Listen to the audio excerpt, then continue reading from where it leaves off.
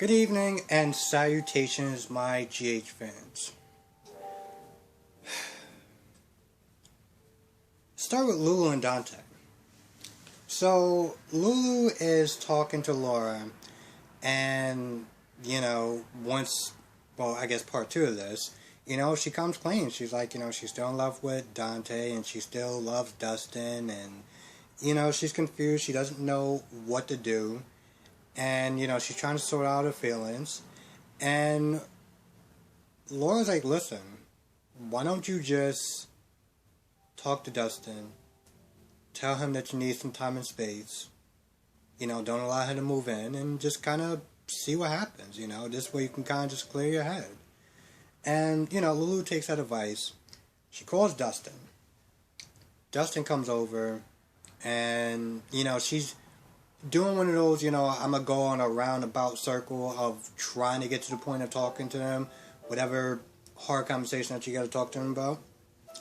And she gets halfway there, and Dustin's like, you know what, listen, I've been thinking about that whole moving in thing, and I don't, think that's a good idea. And, this is, well, I don't know if he said that exactly, but this one, Lulu was like, oh, okay, cool. This makes it so much easier. And then that's when Dustin's like, yeah, I want to do this right. Him coming back changes things, and I want to make this more official and more permanent. And then he pulls out a ring, and he just puts it around the table. And, Lulu has that look on her face like, yeah, this is going to start pretty fast. This is not where I want this conversation to go. And, I also just wondered, like, you just put the ring on the table? Like really? But I guess he was just in a moment or whatever. I don't know. So he decides to, get on one knee, get ready to propose. And, that's when everything goes to hell. So, let's circle back a little bit. Julian is, walking around the docks or whatever, sets the package down. And then Cyrus comes in, and Cyrus is like, you look like you're stressed out. What's going on, buddy? And, Julian's like, oh, I'm not doing this. It's a room full of people. I'm just not doing this. I'm not comfortable doing this. It ain't happening. And then Cyrus tries to convince him, like, hey, listen, this isn't going on now. This is going on later on when he is alone. It's going on when he's alone, It's just going to be him, and that's it. And so, with that being said, Julian's like, okay, fine. So, Julian places the, he goes to the floating rib, he places the bomb under the table. Now, Dev is there with Cam. And, Dev is feeling pretty guilty. Because Cam is being really nice to him and stuff like that. Then, Cam tells, him about, his stepdad's brain tumor. And he's like, it's like the guilt piling on. Which is good, because he should be guilty. He should feel all of that guilt. He still wasn't wrong what he said about Josh and Trina, but yeah, he's feeling that guilt. So throughout this episode, he keeps trying to tell, Cam what's going on and about the letter, and he's pretty much just trying to confess to him the truth. But every time he does, one time it's Danny, and he wants him to sit there and show him how to play pool or whatever, and play video games, and then they get a chance to talk again. But then Liz and Franco walk in. Now, just a little quick backstory. Liz decided to get Patrick Drake to take a look at him. So they're gonna go down to wherever he's at, and he's gonna take a look at him and see what he can do about the brain tumor. That was pretty much about their whole talk, and about the hopes and dreams speech and everything. So they're at the floating rib, and then Cam's like, all right, wait, right, we're right there. I'll be right back. So he goes to talk to Liz and Franco, and he's apologizing, and Franco's like, nah, listen, it's bad news. The way you handled it was acceptable. Trust me. Now, Dev goes to go get a table, and he kicks the backpack. He looks at it, and he goes get the bartender, the bartender thing. I don't know. He goes to go get him. He's like, "Yo, listen, there's a package on there. I don't know what that's about, but it looks suspicious." And Cyrus said to him, he was like, "Listen, you just gotta place the package there. Call me when it's done." So that's what Julian did. Called him when it was done. And then the package blew up, and pretty much everyone that was inside, it's not looking good. And that is Danny. Let's see, we got Danny, we got Cam, we got Liz, we have Franco. I said Dev. We have Lulu. We have Dustin, which was in the middle of proposing, and Lulu was pretty much going to say no. And I don't remember who else is in there. And so, yeah. Because, Cyrus is a bad guy, and he doesn't care about collateral damage. Literally, he really does not care. And so, yeah, that's pretty much where it ends. Now, before, after Julian met up with Cyrus, he crossed paths with Alexis. Now, they started arguing a little bit about, her drinking and stuff like that. And she's like, "No, it's fine, I'm walking, don't worry, I'm not hitting anybody with my car," But then Julian starts saying things like, "You're a better person than me, they're lucky to have you, this, that, and the third."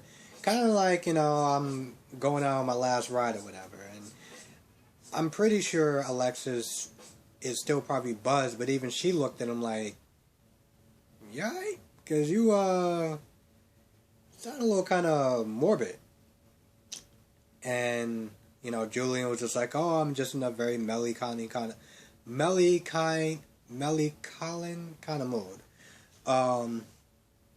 They talk for a little bit, and then she, heads off to go see what she thinks is. She thinks she's going to go see Danny and Scout.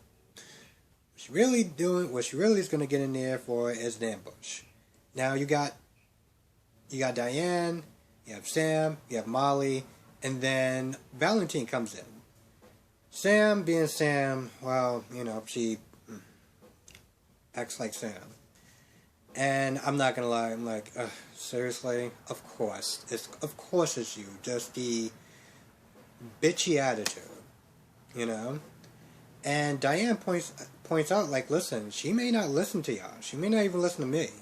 But Valentine has a different perspective, And he may be able to get through when we can't. So the question is, are you willing to sit there and let him in to try to help or not?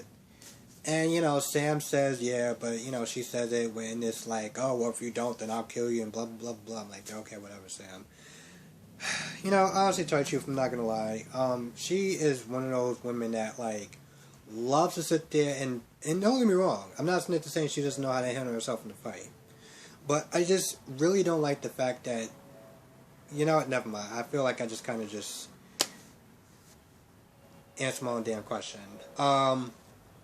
Anyway, so pretty much most of these people left like it's some sort of surprise party, and Alexis get there, and you got Molly and you got Sam there, and then she's like, "Oh, so where are the kids?" And Sam's like, "So listen, they're not upstairs, and we didn't call you over here for that." And Alexis already, smart as she is, it's like, "Oh, okay, I see, we're doing this, huh? Day's finally come, huh? Alright, you got some show, you got some come out of hiding. We're doing this, right?" And then you got, Diane Valentine walk out, and she's like, "Oh, so we're doing an intervention, huh? An intervention, huh?" And, you got Sam and you got Molly, since they're trying to talk to her, and right off the bat, she's getting defensive. She's like, "I want to leave, this, that, and the third. I want to leave," and yada, yada, yada, yada, yada. And she's all like, "Oh, you weaponized my love for y'all, and, my grandchildren, and all this other stuff like that." And then even Valentine is like, "Listen, your children love you, they're afraid. You know, this is why they're doing what they're doing. And Sam didn't even say anything because Sam was like, well, yeah, Sam, it's a good thing that, he was there to even say that because she stopped for a moment just to even bother to sit there and listen to him when she couldn't listen to either one of y'all. But no, no, no. It's so much of a good idea that you had the little bitchy attitude that you did. So, I mean, even with that being said, she's like, I want to go, I want to leave. And, Diana's like, listen, we can't help, in her mind, she's like, yo, we can't help her if she doesn't want help. So she throws a coat on the chair, and she's like, all right, you can leave. And Alexis is about to walk out, and Sam is like, listen, she just snapped. And she blocks the door, and she's like, yo, if you leave, this is it, like, stay here. And she makes this plea to really kind of, try to get through to her, like, just stay and listen to us just for a little bit. And I guess she finally got through because she did stop for a minute. 1 second. Yeah, so like I said, she seems like she stopped for a minute. I don't know. I guess it's gonna have to work. I don't know. I always feel like, with those, interventions or whatever, it's again, and I've said this before, but it's one of those things where it's like, they're not going to accept help until they're ready to, until they hit rock bottom, and only then they may sit there and decide to reach out for help. But you can't sit there and force it, and all the talking and yelling and screaming and crying and everything else in the world may not work. But it's a soap opera, so I don't know. I feel like at this point it's gonna have to work because of storyline and plot or whatever. But I don't know. Now, on the other side of town before the whole bomb happened, Dante was at the gym or whatever, just hitting the bag, and Sonny comes in, and they talk. They talk about Lulu, and he's just like, I don't want to disrupt her life, and he's pretty much doing, the whole, I'm trying to be noble and sacrifice my happiness for you, and yada, yada, yada. And Sonny's like, yeah, listen, she can make up her mind, Let her decide if she wants to be with you or not. All you can do is say your piece, So you talk, and he got through to Sonny, and that's when Laura came in. And Dante was heading out anyway to go to the floating rib, and he gets there, and then it explodes. Now, Laura wanted to update Sonny about Cyrus and about what she's found out about the cabin and her past and how Cyrus is coming after her a little bit because of something. Jason also gets a call from Britt because, yesterday Brad was like, we got to do something because Cyrus men is going to kill me. And that's when,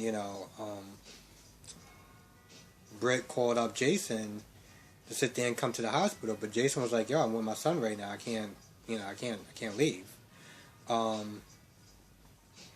He's like, I can't leave. So, he hangs up the phone, and Britt, tells Brad, tells Brad, like, yo, listen, he's gonna come, but he's gonna come in the morning. And Brad's like, yeah, I'll probably be dead by the morning, if Cyrus has his way. So, and earlier before then, when Britt was on the phone and she was, like, you need to get here now, yada, yada, yada, leaving a voice message or whatever, Cyrus walks up behind her, and I don't think that Cyrus heard what she had to say, because, she covered up her phone conversation or whatever, and, I feel like there's something else I'm missing. 1 second. Yeah, that's pretty much about it. So, I mean, I don't know how much Jason is actually going to be in commission as far as, like, helping out Brad, and I feel like, I don't know, I guess Britt can go to Sonny. But, I mean, I'm not gonna lie, Julian, you know, he just makes one bad decision after the next, after the next, after the next. And I feel like at this point, it's like, I mean, anything that he does that doesn't involve him selling his soul to Cyrus is just, it can only go uphill. I mean, this guy literally blew up the floating rib and he set the trigger, you know? He pulled the trigger. With his grandson, and his, son-in-law there, along with everyone else, you know, kids. Like, just, Jesus Christ, Julian. At this point, I feel like, I don't know what's gonna happen, but I'm just gonna sit there and take a wild guess that, you know, Cyrus is gonna take out Julian. And that's pretty much how his character's gonna exit. I just have a feeling, because here's the thing. If Cyrus doesn't kill Julian, Sonny will. I feel like somebody's gonna kill Julian. And at least if Julian goes out, hopefully he can go out doing something good. Because up until this point, he has been doing nothing but just terrible decisions after decisions after decisions. So he can only go uphill at that point. I don't know. Anyway, with that being said, I'm gonna go. So, thank you so much for watching. Let me know what you thought of this episode. Did you like it? Did you not like it? At least, at this point, you know, I'm just glad that Lulu decided to listen to, you know, she decided to get advice from her mother with her past and her experience with, you know, liking two guys or whatever, and just took her advice to just kind of just step back.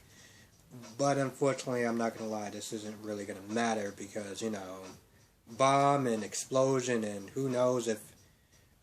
Well, I was going to sit there and say who knows if Dustin to survive, but here's how I look at it. His face is on the credits, you know, when GH roses, you know, when it plays or whatever, and usually their faces aren't on the credits that long after, like, their character's killed off, but you know what, never mind, that makes no sense.